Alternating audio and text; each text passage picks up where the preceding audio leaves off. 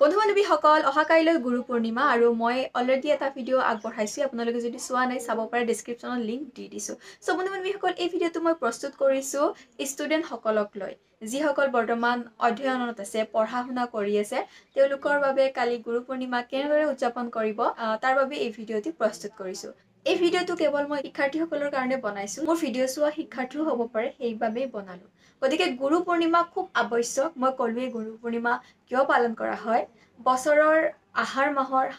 শুক্লপক্ষৰ পূৰ্ণিমাটোত গুৰু পূৰ্ণিমা হিচাপে পালন কৰা হয় আৰু এই গুৰু পূৰ্ণিমাত নিজৰ গুৰুক শ্ৰদ্ধা কৰা হয় নিজৰ গুৰুক পূজা হয় তেতিয়াহ'লে গুৰুৰ পৰা আশীৰ্বাদ পাব আৰু আপোনালোকে নিজৰ জ্ঞানখিনিক লৈ জীৱনত আগবাঢ়িব পাৰে মানে আপোনালোকে জীৱনত যিখিনি জ্ঞান অৰ্জন কৰি আছে সেই জ্ঞানখিনিৰ পৰা আপোনালোকে সাৰ্থক পাব সাৰ্থক হ'ব তাৰমানে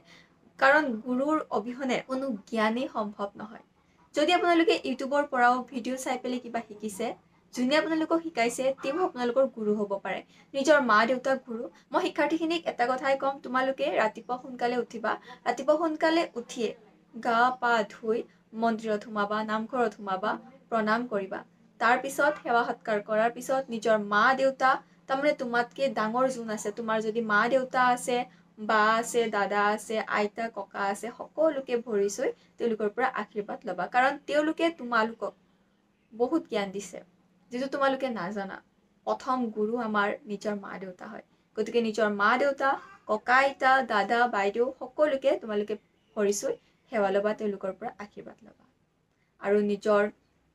স্কুলীয়া শিক্ষক গুৰুসকলক পাৰিলে তোমালোকে ভৰি চুই সেৱা সৎকাৰ কৰিবা নহ'লে তোমালোকে তেওঁলোকক ফোন কৰিও ধন্যবাদ জনাব পাৰা যে তোমালোকক ইমানখিনি জ্ঞান তেওঁ দিছে তেতিয়াহ'লে তেওঁলোকৰ যদি আশীৰ্বাদ পোৱা তেতিয়াহ'লে তোমালোকে বহুত জীৱনত আগবাঢ়ি যাব পাৰিবা যদি তোমালোকে নিজৰ পঢ়া টেবুলত সৰস্বতী মাক ৰাখিছা গণেশজীক ৰাখিছা নিজৰ গুৰু হিচাপে মাতা হিচাপে সৰস্বতী মাক ৰাখিছা তেওঁকো তোমালোকে গুৰু হিচাপে স্মৰণ কৰিব পাৰা আৰু ষ্টুডেণ্টখিনিকো মই বিষ্ণু সহস্ৰ নাম শুনিবৰ বাবে ক'ম তেতিয়াও তোমালোকে গুৰুৰ পৰা আশীৰ্বাদ পাবা গতিকে এইখিনিয়ে আছিল মোৰ আজিৰ এই ভিডিঅ'টোত লৈছোঁ বিদায় পুনৰ এটি নতুন ভিডিঅ'ত লগ পাম